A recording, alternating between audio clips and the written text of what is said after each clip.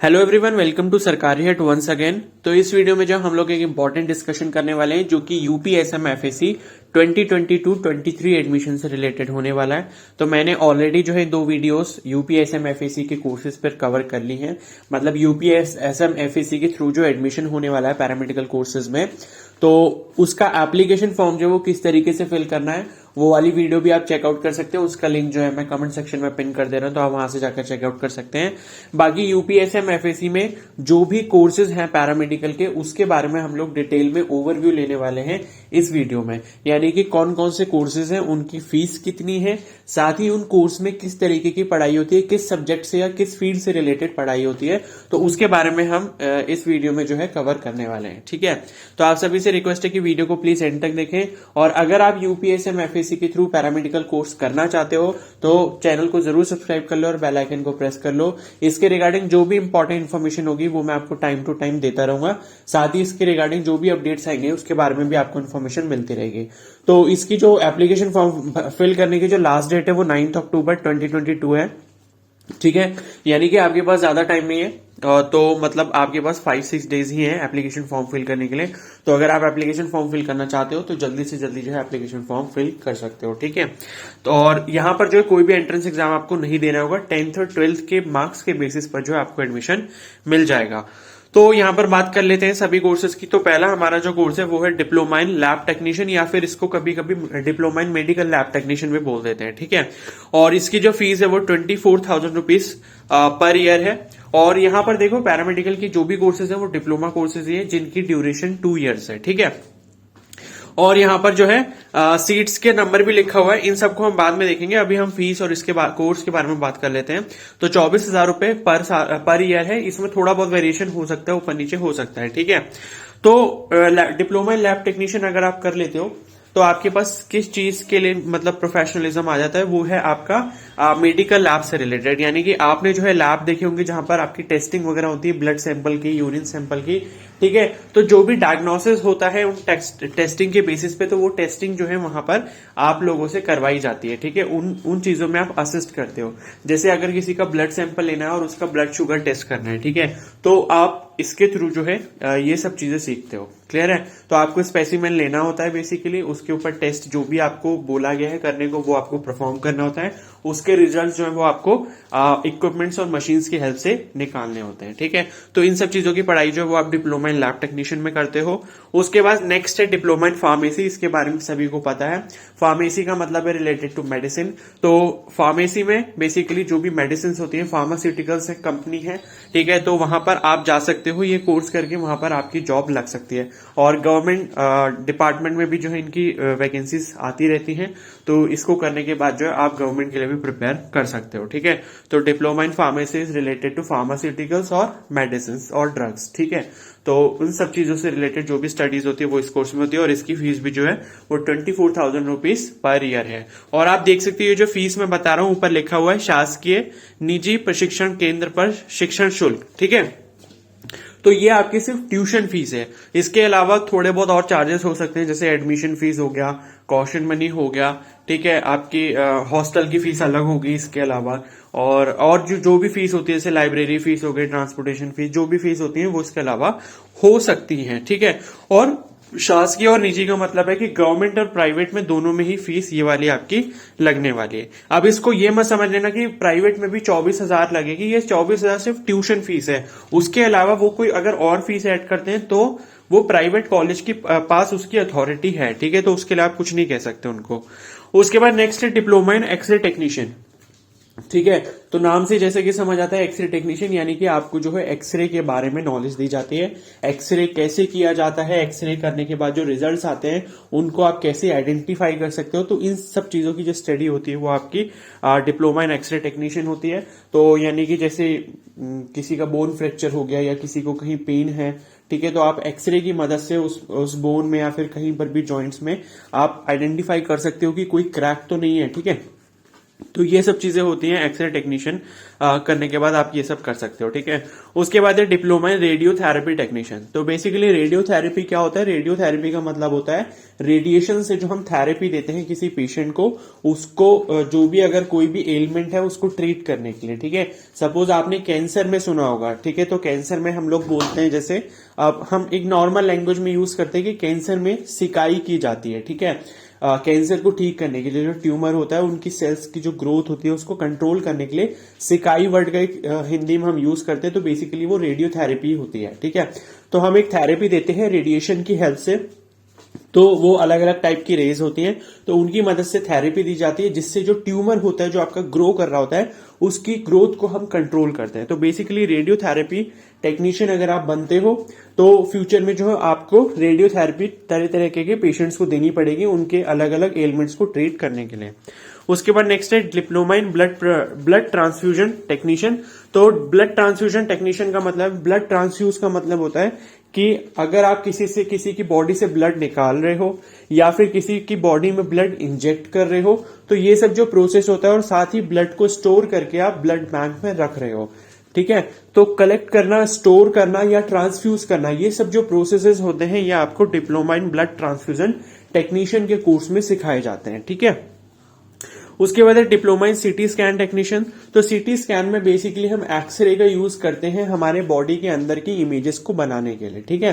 तो हमारे बॉडी के अंदर कोई भी अगर चीज है, सपोज कोई ट्यूमर है या कोई फ्रैक्चर है, तो उसको हम आइडेंटिफाई कर सकते हैं सीटी स्कैन की हेल्प से, और इसमें एक्सरेज का यूज होता है, ठीक है। तो ये आपका diploma in CT scan technician हो गया। और उसके बाद है डिप्लोमा इन कार्डियोलॉजी टेक्नीशियन। तो कार्डियोलॉजी से जैसे हमें समझ आता है it is related to heart. तो हार्ट की जो प्रॉब्लम्स होती हैं, जो डॉक्टर्स उनको ट्रीट करते हैं, तो उनको असिस्ट करने के लिए एक टेक्नीशियन की जरूरत होती है जो कि कार्डियोलॉजी टेक्नीशियन होता है। तो आप एक कार्डियोलॉजिस्ट के साथ जो है काम कर सकते हो उनको असिस्ट करने में, कि अगर आपको वो कोई प्रोसीजर आपको परफॉर्म करने के लिए बोलते हैं, मतलब हार्ट से रिलेटेड जो भी वो होती है, क्या बोलते हैं, टेक्नोलॉजीज हैं, उनका यूज कैसे करना है। जैसे आपका ईसीजी हो गया, ठीक है, तो ईसीजी का यूज कैसे करना है, और बाकी तरह तरह की चीजें होती है जिससे हमको हार्ट के बारे में हम डायग्नोसिस कर सकते हैं। तो उन सब चीजों को या उन सब टेक्निक्स को जो हम सीखते हैं वो इस कोर्स के अंदर सीखते हैं। फिर नेक्स्ट है डिप्लोमा इन डायलिसिस टेक्नीशियन। तो डायलिसिस बेसिकली आपको पता होगा जब हमारी किडनीज जो होती हैं वो वर्क करना जो है थोड़ा या तो कम कर देती हैं या फिर कोई उनमें इश्यू आ जाता है जिस वजह से वो हमारा जो ब्लड है उसको प्योरीफाई नहीं कर पाती है, ठीक है। मतलब जो हमारी इम्प्योरिटीज हैं उसको बॉडी से बाहर रिमूव नहीं कर पाती हैं यूरिन के थ्रू, तो उस टाइम पे जो है पेशेंट का डायलिसिस होता है, ठीक है। तो डायलिसिस में बेसिकली क्या होता है आप सभी को पता होगा, एक तरफ से जो है आपकी बॉडी का जो ब्लड है वो पास किया जाता है एक एपरेटस से, और फिर दूसरी तरफ से जो है आपकी बॉडी में वही वाला ब्लड जो है इंजेक्ट किया जाता है प्योरीफाई करके, ठीक है। तो इस तरीके से एक डायलिसिस कंप्लीट एक प्रोसेस होता है।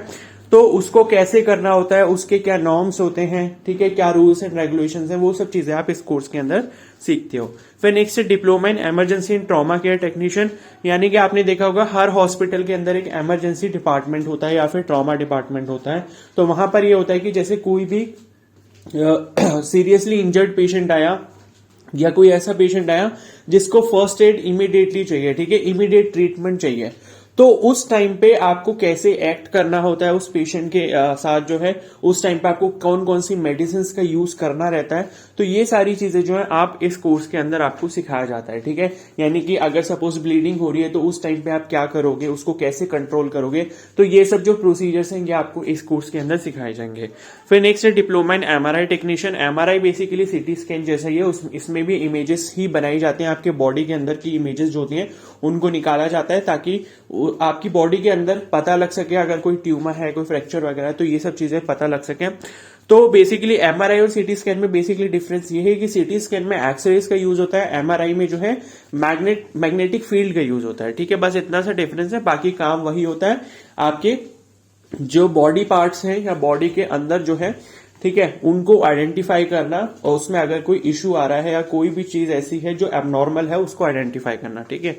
फिर उसके बाद है डिप्लोमा इन ओटी टेक्नीशियन। तो ऑपरेशन थिएटर टेक्नीशियन होता है बेसिकली। तो ऑपरेशन थिएटर में जो भी सारे प्रोसीजर्स होते हैं जो pre surgery, during the surgery and post surgery conduct किए जाते हैं, तो उन सभी की जो देखभाल होती है वो एक ओटी टेक्नीशियन करता है, ठीक है।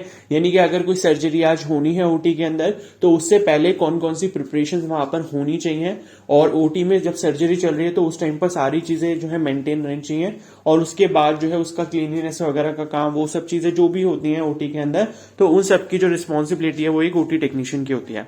फिर नेक्स्ट है डिप्लोमा इन ऑप्टोमेट्री। हाँ, और ओटी टेक्नीशियन वो भी मतलब इंस्ट्रूमेंट्स वगैरह भी उनके बारे में भी आपको सिखाया जाएगा, ठीक है। और optometry basically it is related two eyes. तो आईज में जो भी डिफेक्ट्स होते हैं, ठीक है, आईज में अगर किसी को कोई इश्यू है तो उसके मतलब उसके बारे में जो है आप उसको डायग्नोसिस कर सकते हो, ठीक है, उसको कैसे ट्रीट करना है उसके बारे में आप बता सकते हो, ठीक है। तो ऑप्टोमेट्री में बेसिकली ये आपको सिखाया जाता है जो आई से रिलेटेड आपके प्रोसीजर्स कंडक्ट होते हैं, ठीक है। आई टेस्टिंग हो गई या और भी जो प्रोसीजर्स होते हैं उनको कैसे किया जाता है वो आपका डिप्लोमा इन ऑप्टोमेट्री सिखाया जाएगा।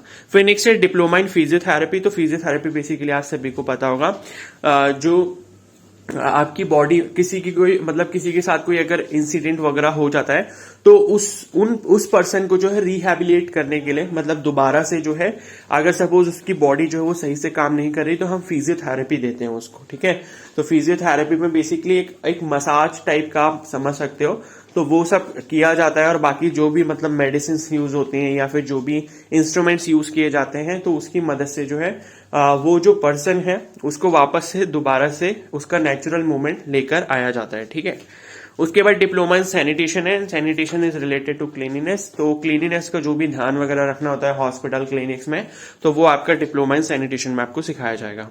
फिर नेक्स्ट है diploma in anaesthesia and critical care technician. तो एनेस्थीसिया बेसिकली आप सभी को पता होगा, कभी भी कोई सर्जरी होती है या कभी भी कोई प्रोसीजर कंडक्ट किया जाता है हमारी बॉडी के ऊपर जिससे हमको पेन हो सकता है ड्यूरिंग द प्रोसीजर, तो उस पेन को हम ना फील कर सके इसलिए हमको जो है एनेस्थीसिया इंप्लीमेंट किया जाता है, ठीक है। तो एनेस्थीसिया जो है बेसिकली उस बॉडी पार्ट को क्या कर देता है, शून्य कर देता है, ठीक है। मतलब उसमें आपको कोई भी मतलब कोई भी आपको मतलब सेंस नहीं कर सकते कोई भी चीज को, ठीक है। तो वो सब जो चीजें होती हैं कि एनेस्थीसिया कैसे देना होता है, उसका क्या प्रोसीजर होता है, ठीक है, तो वो सब जो है आपको इस कोर्स में बताया जाएगा।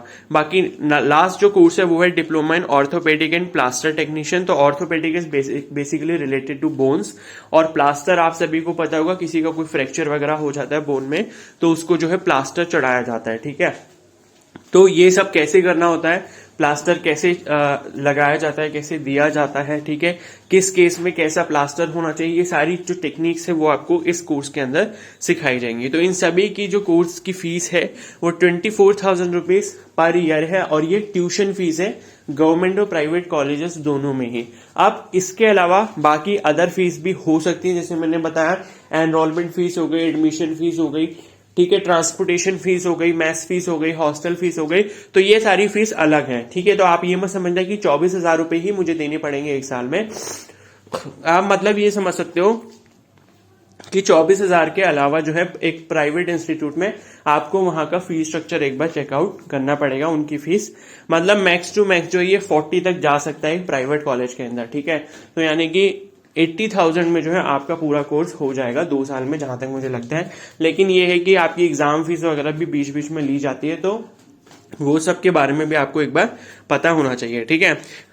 बाकी इसके बारे में हम लोग और जो डिटेल्स हैं उसके बारे में हम लोग अपकमिंग वीडियोस में बात करेंगे। तो आप सभी से रिक्वेस्ट है कि चैनल को जरूर सब्सक्राइब कर लें और बेल आइकन को प्रेस कर लें। आई होप आपको इस वीडियो में सारी इन्फॉर्मेशन सभी कोर्सेज के बारे में अच्छे से समझ आ गई होगी। मैंने सिर्फ ओवरव्यू दिया है क्योंकि अभी हम इसमें कोई डिटेल में इतना ज्यादा बात नहीं कर सकते। आपको सिर्फ पता होना चाहिए कि किस कोर्स के अंदर क्या होता है, किसके बारे में पढ़ाई की जाती है, किस फील्ड में आप उसके बाद जा सकते हो, ठीक है। और ये सभी कोर्सेज अच्छे हैं, ठीक है। तो किसी का भी इस साल अगर एडमिशन नहीं हो पाया कहीं पर भी, चाहे वो नर्सिंग हो, चाहे वो पैरामेडिकल हो या कोई भी मेडिकल कोर्स हो, तो आपके लिए बहुत अच्छी अपॉर्चुनिटी है, ठीक है। क्योंकि देखो SIS में एंट्रेंस एग्जाम हो नहीं रहा है, सिर्फ आपको जो है एप्लीकेशन फॉर्म फिल करना है। एप्लीकेशन फॉर्म की जो फीस है वो शायद 1,000 रुपीज है, तो वो आप एक बार चांस जरूर ले सकते हो, ठीक है। 10th में अगर आपकी मतलब 10th 12th में जो है 70 के आसपास भी परसेंटेज है, तो मुझे लगता है कि आपको अप्लाई करना चाहिए। एटलीस्ट गवर्नमेंट नहीं मिल पाया तो प्राइवेट कॉलेज तो मिल ही जाएगा, ठीक है। क्योंकि प्राइवेट कॉलेज में भी अगर आप डायरेक्ट एडमिशन करवाते हो तो आपको बहुत सारी डिफिकल्टीज फेस करनी पड़ती हैं। अगर आप इसके थ्रू एडमिशन लोगे तो ज्यादा बेटर रहेगा मेरे अकॉर्डिंग, ठीक है। बाकी आपका खुद का ओपिनियन है। ओके, तो बाकी इसके रिगार्डिंग कोई भी डाउट हो तो मुझे कमेंट सेक्शन में जरूर बता सकते हो, ठीक है। तो इस वीडियो को यहीं पर एंड करते हैं। Okay, so thank you and have a nice day.